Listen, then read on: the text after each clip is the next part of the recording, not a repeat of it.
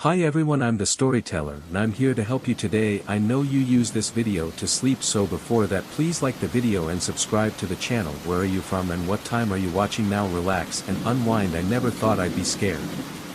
The house next door, but that was before he moved, and the first time I saw him I was watering the front lawn. The moving truck had just left, leaving a trail of dust and the faint smell of diesel. I watched him walk out of his new house, a tall figure against the fading evening sky. The light, he stood there motionless for a moment before his head slowly turned towards me. I raised my hand in a friendly wave, ready to introduce myself, but he didn't wave back. He just stared. Even from across the street, Ross, I could feel the intensity of his gaze created. My skin tingled as if I was being dissected under a microscope. After what felt like a century, he suddenly turned back and went inside. The door closed with a sharp clang. I tried to shake off the feeling of discomfort. He was probably just shy, I told myself. Focus on the coolness.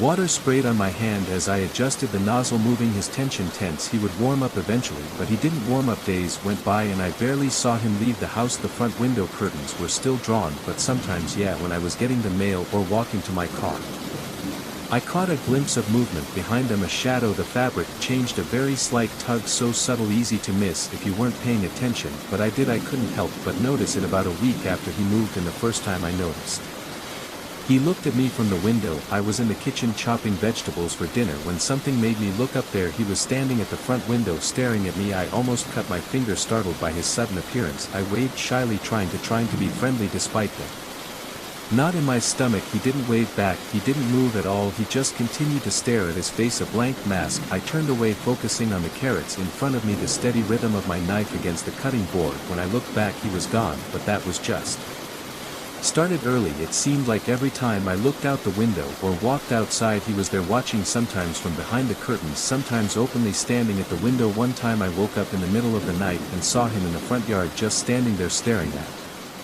the house. I quickly pulled the curtains back. My heart was pounding so loud I was sure he could hear it from across the street. I started to change my routine, trying to be unpredictable. I would leave for work at different times, bringing more roots home, but somehow he always seemed to not know.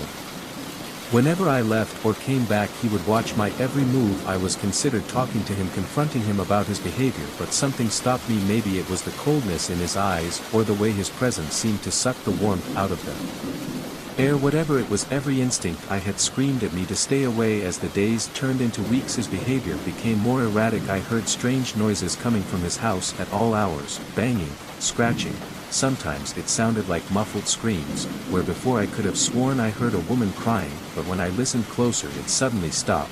I started having trouble sleeping, jumped at the sound, constantly checking and rechecking the locks. My friends noticed the change in me, commented on the dark circles under my eyes, the way I flinched at sudden movements. I brushed off their concerns, not knowing how to explain that I was being watched by someone who had literally done nothing. All terror. Then night, everything changed. I stayed up late, couldn't sleep as usual. The house was quiet, the only sound was the soft hum of the refrigerator and the ticking of the clock on the nightstand. I was scrolling mindlessly on my phone, trying to distract myself from the anxiety that was gnawing at my gut, when I heard the sound of a stream running from downstairs. I froze, my breath hitched. Maybe it was nothing.